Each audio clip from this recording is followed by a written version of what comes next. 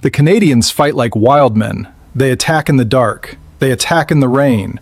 They do not stop for casualties. These were not the words of a propaganda minister trying to incite fear in the populace, nor were they the exaggerated tales of a terrified conscript. These were the cold, calculated observations found in the field reports of veteran German officers during the height of the Second World War. For the Wehrmacht, and specifically for the fanatical divisions of the Waffen-SS, the Western Front was a nightmare of overwhelming firepower. Yet, within that nightmare, there was a specific hierarchy of fear. When the German soldier looked across the scorched earth of Normandy or the rubble-strewn streets of Italy, he saw three distinct enemies. He saw the Americans, and he feared their industry, the endless waves of tanks, the skies blackened by aircraft, and the seemingly infinite supply of artillery shells that could turn a grid square into dust. He saw the British, and he respected their tenacity, their stubborn discipline, and the weight of an empire that refused to break after 5 years of total war. But when he saw the Canadians, that was different. The fear of the Canadian infantry was not a fear of machines, nor was it a fear of numbers. It was a fear of the men themselves. It poses one of the most intriguing questions of the entire conflict. Why? Why did the German High Command, the masters of Blitzkrieg, categorize a small volunteer army from a dominion across the Atlantic as their most dangerous infantry opponents? Why, in the secret assessments of the SS, were the Canadians often rated as superior in ferocity to both the Americans and the British?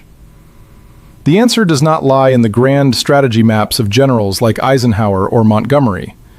It lies in the mud of the Scheldt, where men fought waist-deep in freezing water. It lies in the shattered houses of Ortona, where the rules of civilized warfare were abandoned for knives and grenades. And it lies in a terrifying reputation that the Canadians did not just inherit from their fathers in the trenches of the First World War, but one they carved out anew with a brutality that shocked even their allies.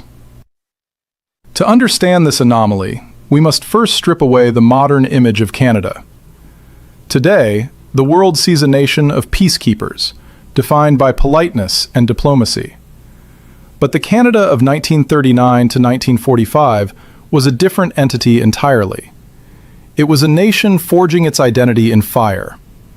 While the United States brought the sheer weight of mass production to the battlefield, fielding a massive army that often had to rely on inexperienced conscripts to fill its rapidly expanding ranks, Canada took a different path. The Canadian Army was small. It fielded only 5 infantry divisions and 2 armored brigades in Europe. But what it lacked in size, it made up for in a terrifying concentration of lethality.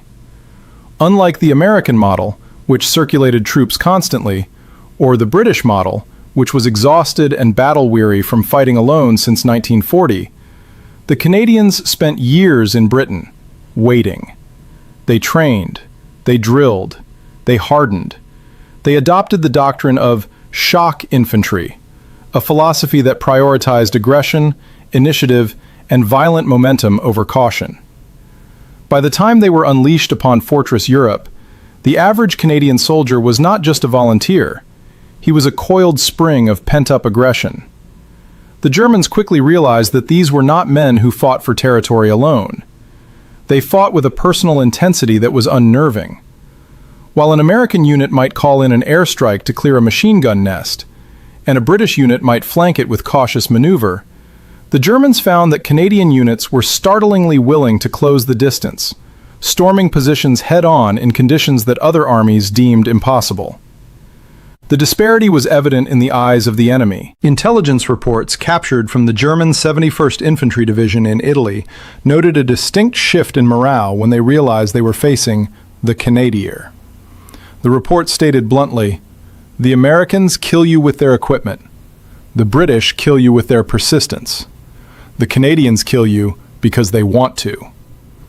This video is not just a chronicle of battles. It is an investigation into why the Wehrmacht, the most professional army of the 20th century, feared the sight of the maple leaf patch. We will walk through the swamp of death in the Scheldt, the little Stalingrad of Ortona, and the killing fields of Normandy to uncover the ruthless truth that history often overlooks. The Canadians were the Allies' shock troops, the ones called upon to do the dirty work that no one else could, or would, do. To understand the depth of the German apprehension, one must look past the propaganda reels and into the dusty archives of the Wehrmacht's field communications. It is here, in the hurried, typewriter-written reports sent from the front lines back to Berlin, that the true image of the Canadian soldier emerges. It was an image defined not by the gallantry of knights, but by the ruthlessness of predators. German doctrine was built on precision, timing, and the superiority of their stormtrooper tactics. They were accustomed to enemies who fought by a recognizable rhythm. The British, for instance, were known to pause. They would secure an objective, consolidate, have tea, and wait for supply lines to catch up. It was a predictable cadence that gave German commanders time to regroup and plan counterattacks. The Canadians, however, refused to play by these rules. A captured intelligence assessment from a panzer division in Italy noted a disturbing trend. The Canadians fight aggressively and without pity. They do not recognize the natural pauses of battle. This was the first pillar of the German fear, the relentless pursuit. When the sun went down, the battlefield was supposed to sleep. Night operations were notoriously difficult, chaotic, and dangerous. Most Allied commanders preferred to dig in and wait for dawn. But the Canadians, drawing on a rugged adaptability perhaps forged in the harsh wilderness of their homeland, owned the night. They became masters of the nocturnal raid. German sentries learned that darkness offered no safety. In fact, it was when the wild men were most likely to strike. A German paratrooper, Fallschirmjäger, captured near Ortona, confessed that they could never relax against the Canadians because they move like ghosts and strike with knives. Then there was the weather. In the European theater, rain and mud were supposed to be the great equalizers, the forces that bogged down offensives and forced stalemates. But reports from the Scheldt estuary, a campaign fought in appalling conditions of flooding and freezing mud, reveal a Wehrmacht in disbelief. They attack in weather no one should fight in, one officer wrote. While other armies waited for clear skies to leverage their air support, the Canadians advanced through driving rainstorms and waist-deep mire. To the German defender shivering in his foxhole, seeing an enemy emerge from the gloom of a freezing storm was psychologically shattering. It signaled that there was no sanctuary, no element of nature that could save them. But it wasn't just sheer aggression. If the Canadians were wild men in close quarters, they were cold, mathematical technicians at range. This brings us to the second pillar of fear, artillery. The German army respected American artillery for its volume, but they feared Canadian artillery for its precision. Inheriting the hard-won lessons of the Canadian Corps in World War I, who had perfected counter-battery fire at Vimy Ridge, the Canadian gunners of World War II were arguably the best in the Allied coalition. German veterans often compared Canadian artillery coordination to that of the Soviets, the highest complement of fear they could bestow. The Canadians didn't just fire, they orchestrated destruction. They utilized the creeping barrage with a terrifying proficiency, walking a curtain of exploding shells just yards in front of their advancing infantry. For a German soldier, this meant there was no gap, no moment to lift his head and man his machine gun between the shelling stopping and the infantry arriving. The moment the explosions ceased, the Canadians were already in the trench, bayonets fixed. A Wehrmacht report from the Rhineland succinctly warned its troops, "If the shelling stops, do not look up. They are already there." Perhaps most unnerving of all was the Canadian refusal to retreat. In the fluidity of mobile warfare, tactical withdrawals were common. If a unit was outflanked or hit hard, it pulled back to save lives. Yet, time and again, German counterattacks, the famous Gegenangriff that was the hallmark of German defense, would slam into Canadian lines and shatter. At Verrières Ridge in Normandy, against the elite 1st SS Panzer Corps, lesser units might have crumbled under the weight of Tiger tanks and fanatical infantry. The Canadians bent. They bled horrific numbers, but they did not break. They held ground with a stubbornness that defied tactical logic. To the German mind, which prided itself on military logic, this obstinacy was maddening.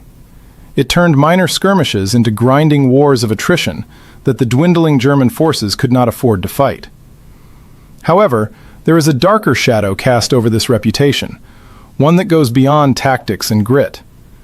As the war dragged on, a cycle of violence emerged between Canadian units and the Waffen-SS that spiraled into something personal. It wasn't just about taking ground anymore. In the hedgerows of Normandy, after rumors and evidence of Canadian prisoners being executed by the SS began to circulate, a grim resolve settled over the Canadian ranks. The phrase, "take no prisoners," began to be whispered and practiced.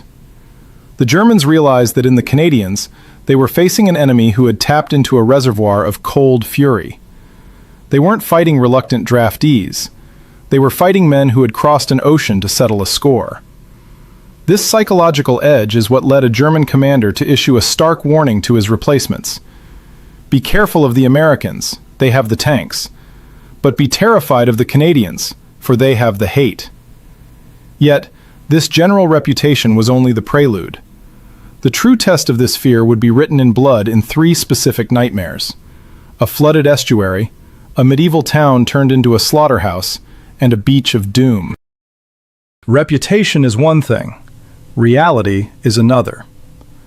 The German fear of the Canadian infantry wasn't built on rumors whispered in mess halls, but on the hard, undeniable facts of the battlefield. As the war progressed, a pattern emerged in Allied high command. When a target was deemed too difficult, too heavily defended, or the terrain too treacherous for standard operations, the order was often given: send in the Canadians. This role as the fixers of the Allied line placed the Canadian Army in some of the most hellish environments of the war, forging their legacy in 3 distinct crucibles of fire. The first was Ortona, Italy, in December 1943. To the German paratroopers of the elite 1st Parachute Division defending it, Ortona was a fortress. Narrow medieval streets, stone buildings with thick walls, and rubble piled high created a sniper's paradise. It was a trap designed to bleed an attacking army dry. The British 8th Army had stalled. The Americans were engaged elsewhere. It fell to the Canadians to break the deadlock. What followed was a battle of such savagery that journalists dubbed it Little Stalingrad. But it was here that the Germans learned a terrifying lesson about Canadian ingenuity. Realizing that stepping onto the street meant instant death from German snipers, the Canadians reinvented urban warfare. They developed a tactic known as mouse-holing. Instead of using the doors or windows, Canadian soldiers would blast a hole through the attic wall of a building into the adjoining house. They would throw in grenades, spray the room with submachine gun fire, and then scramble through the dust and smoke to clear the room in brutal hand-to-hand combat. They moved through the entire town without ever touching the cobblestones of the streets. The German defenders were baffled. They were prepared to fight an enemy who advanced along the roads. They were not prepared for an enemy who ate their way through the walls like termites of concrete and steel. The ferocity of the close-quarters combat in Ortona, fought with knives, bayonets, and bare hands, shook the confidence of the elite Fallschirmjäger. They had met their match, not in superior numbers, but in sheer, gutter-fighting toughness. If Ortona was a nightmare of stone, the Battle of the Scheldt in late 1944 was a nightmare of mud. This was perhaps the defining moment of the Canadian war effort, and the one most illustrative of why the Germans feared them. The Allies desperately needed the port of Antwerp to supply their armies, but the approaches were controlled by dug-in German fortifications amidst a flooded, reclaimed landscape. The terrain was abysmal: flat, flooded polders, waist-deep freezing water, and mud that swallowed men whole. It was a suicide mission. The British armored divisions could not operate there. The Americans were focused on the drive to the Rhine. Once again, the job went to the 1st Canadian Army. German commanders defending the Scheldt called it the Swamp of Death. They believed the terrain itself was their greatest ally, rendering any infantry assault impossible. They were wrong. The Canadians attacked. They attacked across open dikes swept by machine gun fire. They attacked through water that turned red with blood. They utilized vehicles like the Buffalo amphibious carriers, but mostly they used grit. The psychological impact on the German defenders was profound. To see an enemy advancing steadily through an icy flood, ignoring mines and mortars, creates a sense of inevitability. It broke the German will. A captured German major remarked that while the American soldier fought well when he had a dry pair of socks and a hot meal, the Canadian soldier fought as if the misery of the elements was his natural habitat. By clearing the Scheldt, the Canadians didn't just open a port. They proved that there was no terrain on Earth where they could not kill. And then there was Normandy. While D-Day is often remembered for the American carnage at Omaha, the Canadian landing at Juno Beach was equally perilous.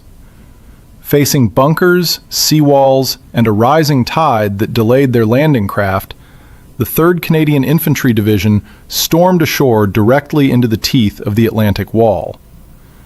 Yet, by the end of that longest day, the Canadians had penetrated deeper into France than any other Allied force, American or British. But the true horror and the true forging of the reputation came in the days that followed, in the hedgerows of Caen. Here, they met the 12th SS Panzer Division Hitlerjugend, a unit composed of fanatical teenagers led by hardened Eastern Front veterans. The fighting was primal. It was fueled by a mutual, festering hatred. After the SS executed Canadian prisoners at the Abbaye d'Ardennes, the nature of the war changed. Word spread through the Canadian ranks like wildfire. The rules of war were discarded. The Canadians stopped taking prisoners. The SS, used to intimidating their foes, found themselves facing an enemy who returned their fanaticism with a cold, efficient fury. The Canadians earned a reputation among the SS not just as soldiers, but as executioners.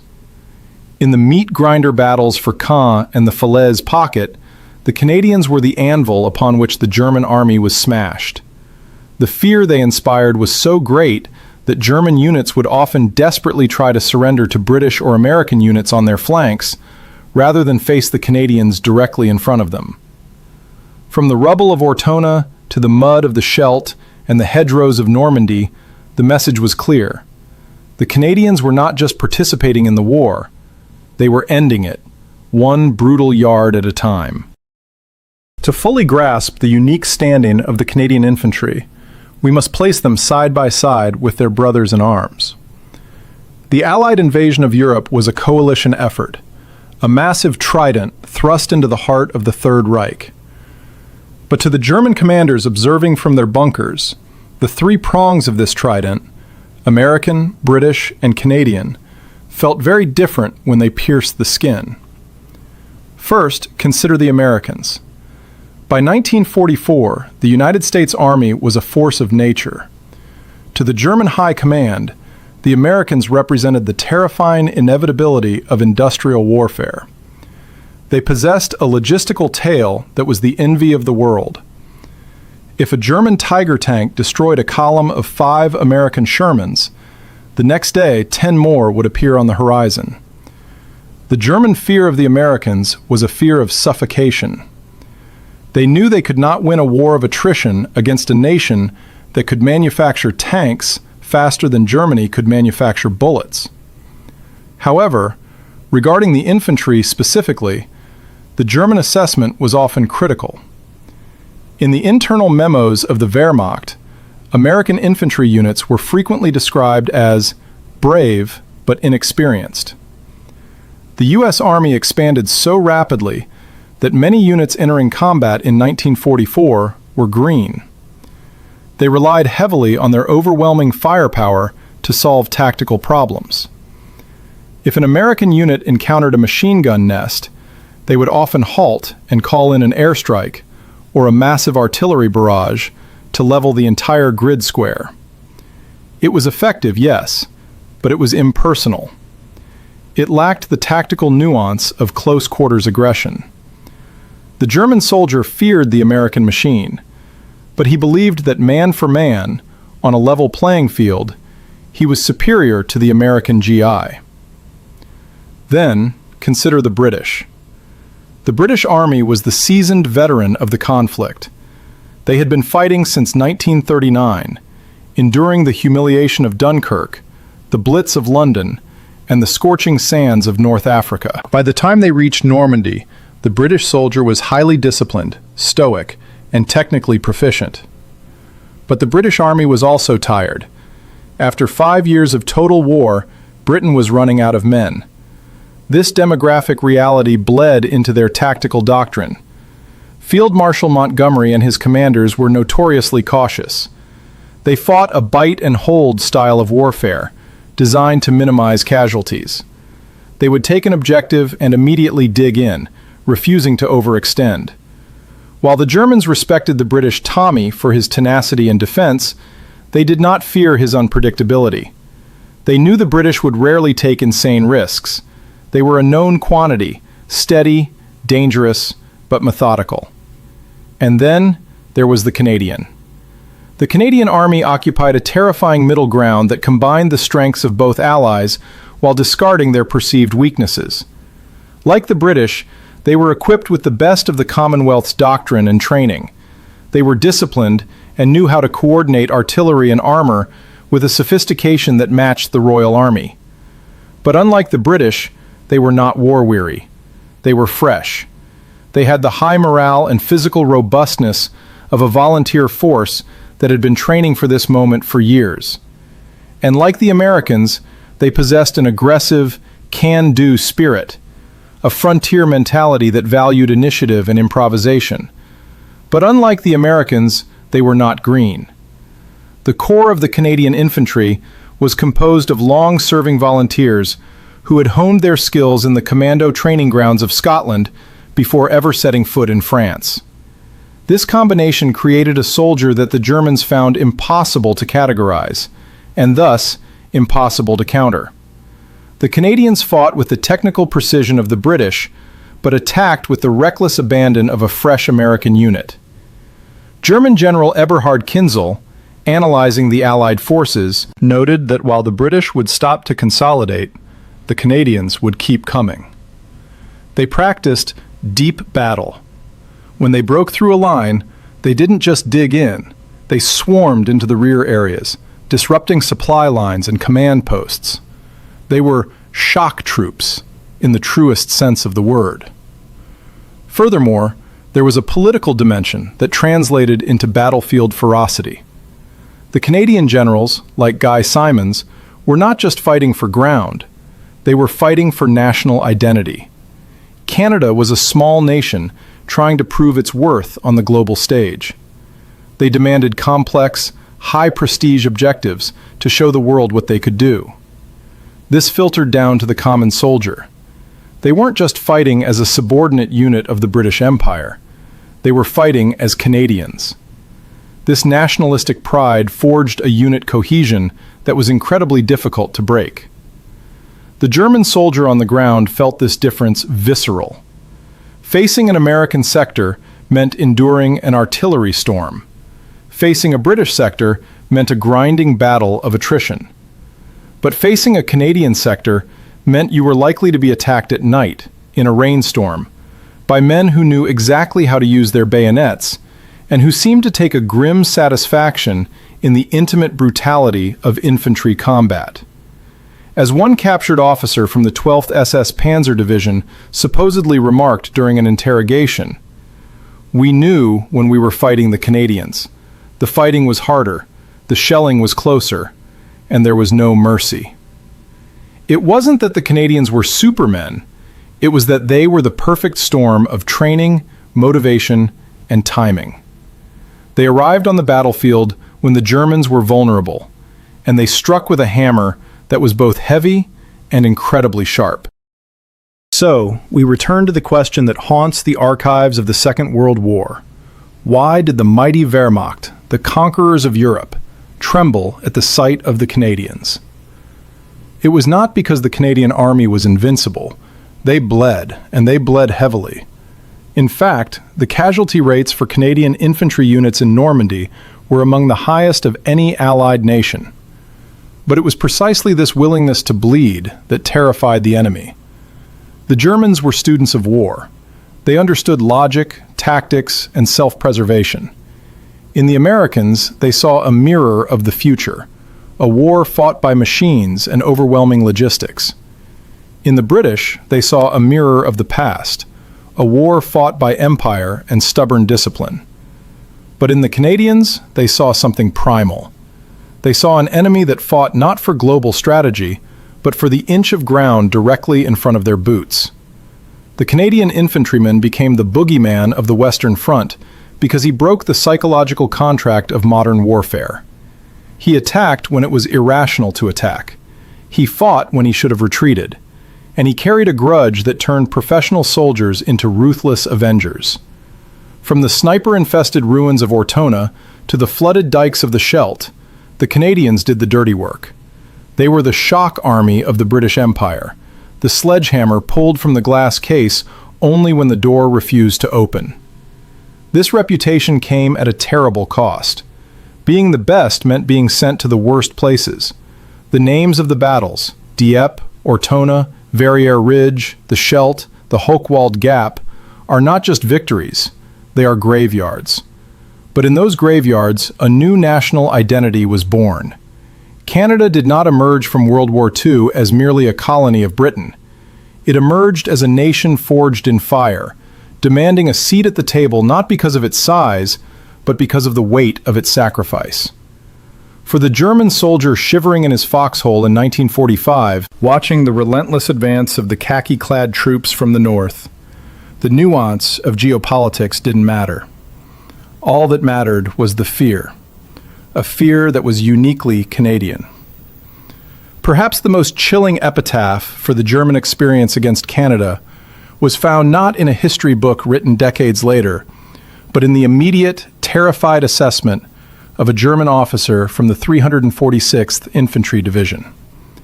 As his lines crumbled and his men surrendered to the wild men they had learned to dread, he wrote a final report that summarized the futility of opposing them. His words echo across the decades, a testament to the terrifying efficiency of the Canadian Corps. When the Americans attack, we call for artillery. When the British attack, we call for reserves. But when the Canadians arrived, we knew the battle was over.